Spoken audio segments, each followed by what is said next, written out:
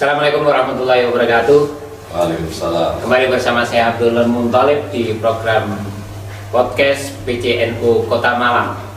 Tidak lama lagi NU akan merayakan hari lahirnya yang ke-102. Ini bukan usia yang muda, tentu ini usia yang sangat matang bagi sebuah organisasi keislaman di Indonesia.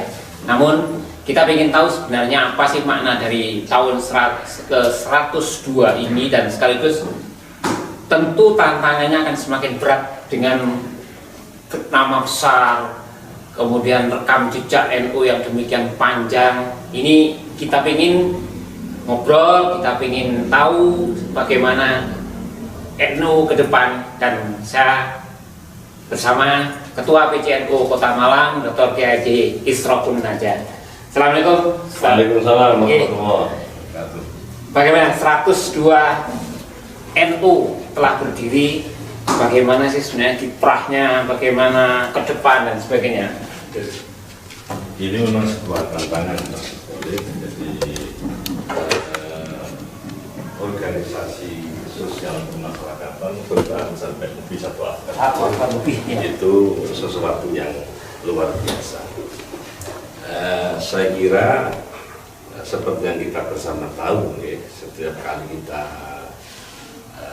menemui hari lahir seperti ini, tentu kita akan mengingat kembali tentang historisitas mengapa NU sebagai sebuah organisasi sosial berdiri. Jadi ada inisiasi yang luar biasa dari para muassis, para pendiri, yang saya kira kalau kita lihat dari gambarnya, logonya itu kan dunia. Jadi memang ada komitmen bahwa kita tidak hanya merengkuh masa depan bagi kita sebagai bagian dari anak bangsa di negeri, tapi juga bagaimana menjadi bagian dari anak bangsa di dunia. Ini yang menjadi tantangan kita semua. Karena itu PBNU ini sudah mencoba menerbitkan logo dan memastikan tema bahwa 102 tahun ini bekerja bersama umat untuk Indonesia maslahat. Karena sebelum kita merengkuh dunia atau masyarakat global, tentu kita harus pastikan bahwa secara internal kita di Indonesia sudah selesai dalam banyak hal. Itu yang kita bisa lihat dalam GKMNU, Gerakan Keluarga Maslahat untuk Ulama, yang ada 6 agenda itu memastikan bahwa ketika masing-masing itu telah tercapai, maka sudah kita selesai. Jadi yang pertama kali itu berkenaan dengan bagaimana kita semua warga NU dan kader NU paham tentang NU itu apa, kemudian visi misi dan kira-kira kehendak luhur dari para muassis itu mengapa harus ada NU itu tahu. Jadi sebagai bentuk pengawalan akidah Ahlussunnah wal Jamaah di Indonesia, yang semua kita tahu bahwa ada gerakan transnasional yang hari ini tidak bisa kita bendung. Sekedar ingat dulu dalam konteks sejarah Orde Baru, betapa kita tidak tahu apa motivasinya Orde Baru, tetapi kita selalu diuntungkan. Jadi pakemnya itu jelas. Jadi hampir tidak memberi ruang untuk gerakan-gerakan apalagi transnasional, gerakan yang muncul dari bagian dari anak bangsa ini sendiri. Kalau dianggap sebagai sebuah penyimpangan, sudah otomatis langsung ditutup. Jadi ada pakemnya. Setelah 98 itu euforia kita semua, apalagi dan nggak bisa kita tolak hari ini kita masuk di era digital ini, maka negeri ini, dunia ini tanpa sekat lagi. Kita boleh tinggal di Malang, tetapi kita boleh bekerja untuk satu perusahaan di luar Malang, di luar negeri, dan bisa melakukan komunikasi dengan siapapun orang di belahan dunia. Saya belum jauh ke gerakan terang. Bahkan data terakhir yang saya baca itu jumlah warga Nahdien, Ya. baik yang tercatat maupun yang ngaku-ngaku, Ya. itu hampir 50 jutaan lebih lah kira-kira ya. Bukan Bukan. 50 juta Mas. 56,9% Iya, persen ya. dari Ya. seluruh jumlah umat Islam. Iya. Ya. Ini karena faktor apa kira-kira? Apa sebenarnya yang menarik dari NU kok jumlahnya Ya, saya kira sangat besar? iya, Kan? betul. Ya, kesamaan kultur. Oke. Kesamaan kultur, mereka tuh tahu saya terlahir dari keluarga siapa. Kemudian yang kedua, jadi sikap adaptif NU yang luar biasa, nguri-nguri tradisi, ya tidak kemudian, mohon maaf kasar itu mengharam-haramkan semacam gerakan purifikasi lah, ini haram tidak. Dan rata-rata tradisi-tradisi seperti itu masih diminati oleh orang Indonesia. Nah, sesungguhnya kalau kita mau sadar, Litbang penelitian ya, lembaga penelitian agama di tahun 80-an itu pernah memberikan sebuah rilis tentang hasil penelitian bahwa tradisi-tradisi di kantong-kantong Muslim di Nusantara ini hampir semua diinisiasi oleh ajaran Islam, sehingga tradisi itu ya menjadi sesuatu yang lekat dengan kehidupan masyarakat setelah mengalami proses institusionalisasi kelembagaan yang lama sehingga menjadi internal. Mereka nggak sadar bahwa ini adalah ajaran agama, tetapi sudah berubah seperti tradisi. Maka saya kira boleh ya, seperti pembenaran kita ini, apa yang saya sampaikan itu seperti orang Padang bilang bahwa adat bersenjata salah bersenjata kita dulu, jadi nggak ada adat yang ada di negeri ini kecuali sudah di backup kan sudah melalui verifikasi ajaran Islam, jadi semua selesai. Itu artinya bahwa tradisi-tradisi yang ada di lingkungan masyarakat itulah yang kemudian menjadikan masyarakat Indonesia itu nyaman dengan tradisi sendiri gitu loh. Saya melihat ini ada kontradiktif ya, satu sisi jumlahnya semakin besar, tapi isu-isu yang menyudutkan NU misalnya tradisional, agama atau ajaran yang tidak modern, tapi toh faktanya yang itu juga semua hari ini sudah tidak bisa kita benarkan, Mas. Gitu ya. Organisasi sebagai organisasi terbelakang tradisional itu sudah nggak terbukti hari ini. Jadi pencanangan PBNU di 102 ini hampir semua digitalisasi. Jadi ketua umum sudah memberikan informasi per mungkin setengah tahun yang lalu itu. Jadi tidak ada selembar atau secari kertas pun di meja ketua umum yang akan ditandangani karena semua sudah menggunakan penandatangan elektronik. Dan kita persuratan semua se-Indonesia ini akan ada namanya program Dikdaya. Jadi digitalisasi data dan layanan Dikdaya itu.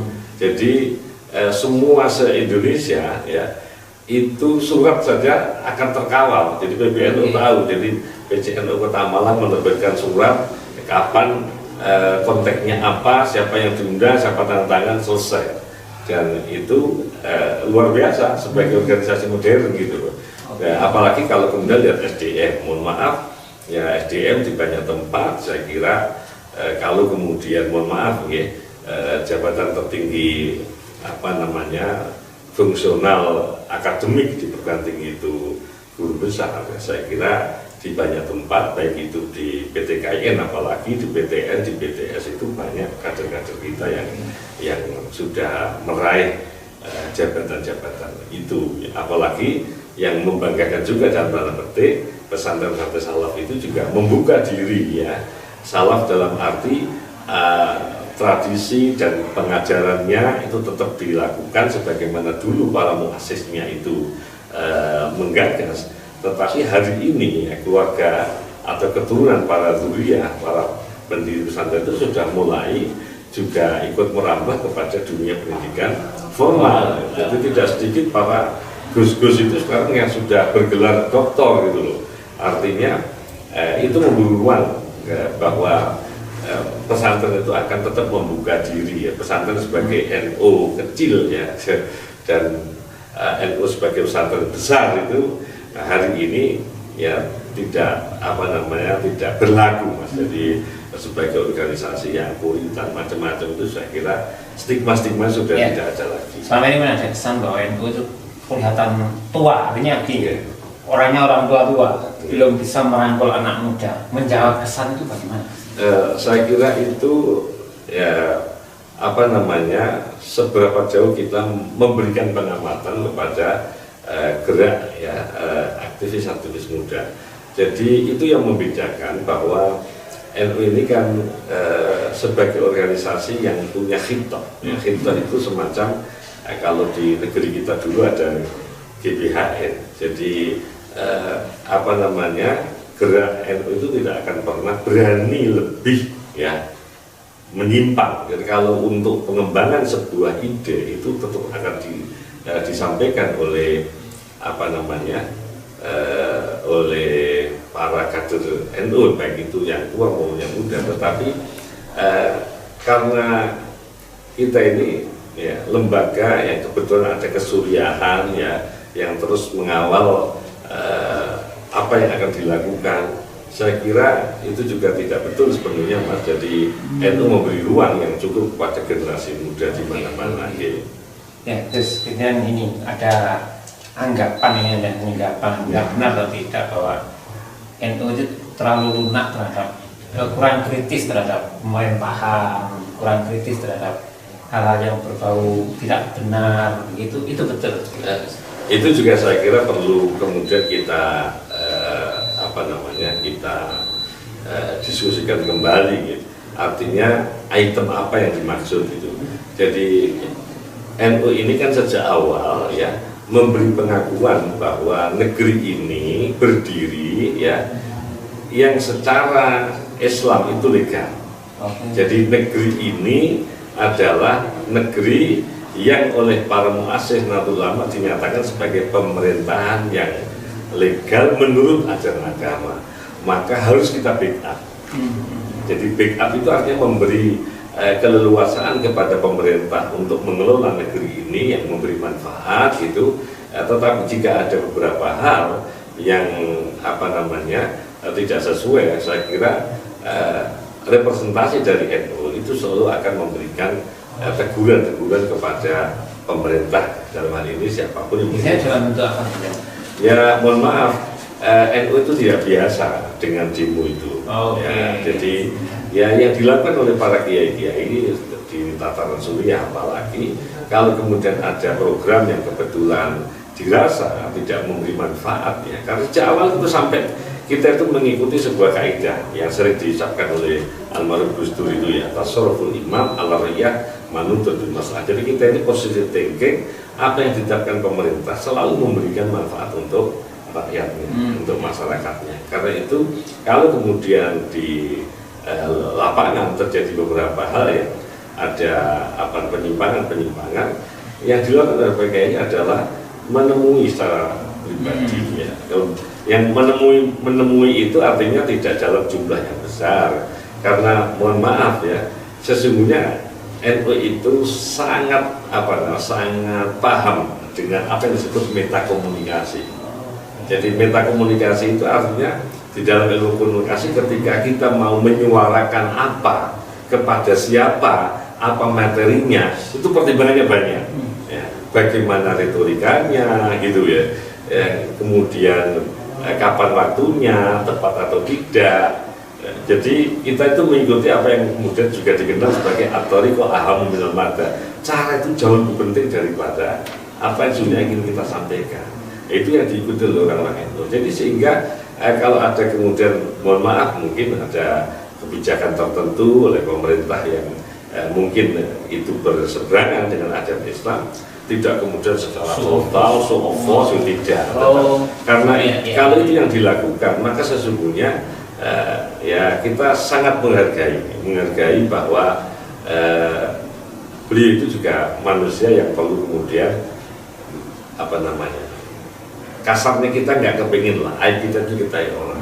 Jadi kalau di dalam kitab Komentar itu jelas sekali kita mengingatkan orang ya, secara personal face to face itu jauh lebih terhormat daripada di hadapan banyak orang. Jadi mengingatkan kepada banyak orang itu sama dengan orang Jawa bilang meleh-meleh nih, ya, sama dengan ya sesungguhnya orang akan kemudian merasa malu, dicemooh, gitu. Padahal pesan moralnya itu bagus, tapi karena caranya yang itu yang ditempuh sehingga ya terkesan kalau lunak sepenuhnya tidak mau tahu tidak, tetap kritis, tapi dengan cara yang kadang-kadang tidak diketahui oleh masyarakat, tapi yang penting goalnya itu sampai. Ya, di sini kaitannya dengan perkembangan zaman media sosial. Ada yang menyebut bahwa NU agak ketinggalan dengan yang lain ya dalam hal teknologi media sosial sama ini. Kondisi sekarang seperti apa? Tidak seperti itu. Tadi saya sampaikan bahwa secara administratif saja ya, ini NU sudah mengajak kita semua ini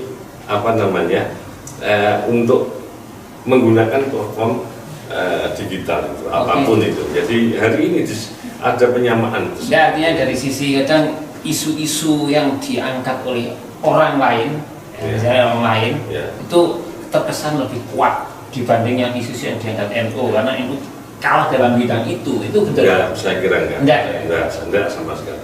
Ya tadi jadi kita ini kan tidak kepengen ya dalam bahasa tasawuf itu sum'ah itu sesungguhnya orang itu tidak menyampaikan pesan apa yang disampaikan, tetapi dia kepengen menyampaikan pesan saya ini siapa. Nah gitu loh. Itu seperti dalam kaidah itu kholif tuh. Kalau kepengen tenar ya berbuatlah sesuatu yang kemudian orang itu ya berbeda gitu. Sampai dalam pepatah Arab itu kan kencingi air zam-zam itu maka kamu akan dikenal orang gitu kan. Nah, itu yang tidak dilakukan. Tidak sama sekali. Tetapi giat itu lebih, dan hari ini luar biasa gitu. Hubungan antara pemerintah dengan NU itu seperti apa? Misalnya di pemerintah daerah. Tadi strateginya seperti itu, tapi sebenarnya seperti apa hubungan itu? Jadi NU itu kan lembaga struktural. Jadi ketika PBNU sebagai pengurus besar dan pengurus pusat itu menginstruksikan bahwa secara organisatoris ya institusional bahwa NU itu adalah lembaga netral. Netral-netral tidak memiliki keperpihakan secara institusional kepada satu partai tertentu. Ya. Hatta itu partai pemenang pemilu. Ya. Artinya bahwa tetap memberi ruang kepada masing-masing orang anggota NU yang memiliki hak politik masing-masing. Sehingga saya kira wajar. Jadi ketika NU mengambil sikap bahwa tidak mendukung secara institusional kepada satu partai tertentu, pahamilah bahwa masyarakat NU itu mungkin saja pilihannya ya itu masing-masing berbeda ya kemana-mana. Karena itu betapa bagaimana kita itu ngayai, mengakomodir semua dari semua level, dari semua status sosial, dan dari semua mereka yang ada dalam partai-partai. Partai itu kan kita yakini hanya sebagai sebuah kendaraan untuk mengkomunikasikan keinginan politiknya. Makanya kemudian kita merangkul semuanya, sehingga pemerintah itu merasa mendapat backup. Coba misalnya, secara institusional NU itu mendukung satu partai tertentu, dan kemudian kalah, apa yang kemudian terjadi? Saya kira ketika secara struktural ya PB sudah mengambil langkah bahwa kita itu harus netral, maka di pemerintah daerah, ya, di tingkat cabang, daerah wilayah juga harus netral. Jadi netralnya bagaimana? Ya tadi secara kelembagaan kita tidak kemana-mana. Perkara opsi politik masing-masing orang NU, kata pengusaha NU itu diberi keleluasaan selama tidak menggunakan simbol NU ya untuk memobilisasi massa atau mengatasnamakan. Terserah, monggo. Begitu. Terus ini di Harlah 102 tahun ini kejutan apa nanti kira-kira yang akan disuguhkan ke masyarakat? Yes. Saya kira kita tetap akan memberikan apresiasi ya kepada pemerintah ya terkait dengan apa yang menjadi program atau agenda pemerintah ya. Kita akan memberikan dukungan Kemudian yang jelas kita tetap akan mengawal kaderisasi ya, sehingga masyarakat NU itu tidak tercerabut dari akarnya. Jadi mereka itu tahu bahwa mereka orang NU. Karena itu pendalaman pengayaan materi ke NU itu harus kita sampaikan secara masif kepada itu. Dan tadi juga sempat kita bincang bahwa kita akan selenggarakan beberapa kalau kemudian itu yang spektakuler atau fenomenal itu nanti ya, jadi tetapi akan kita lakukan beberapa kegiatan yang rekreatif, edukatif, yang adalah show of force itu ya, untuk memastikan bahwa NU itu survive ya di Kota Malang pada dasarnya, dan kita juga akan berkolaborasi dengan pemerintah daerah. Baik Gus, selamat 102 tahun NU, dan tentu kita berharap Gus sehat selalu, bisa mengayomi umat, juga selalu memberikan manfaat semakin banyak kepada umat, dan juga kepada warga Nahdien terus komitmen konsisten menjaga akidah Ahlussunnah wal Jamaah. Terima kasih. Podcast ini semoga bermanfaat untuk kita semua, dan saya akhiri. Assalamualaikum warahmatullahi wabarakatuh. Waalaikumsalam.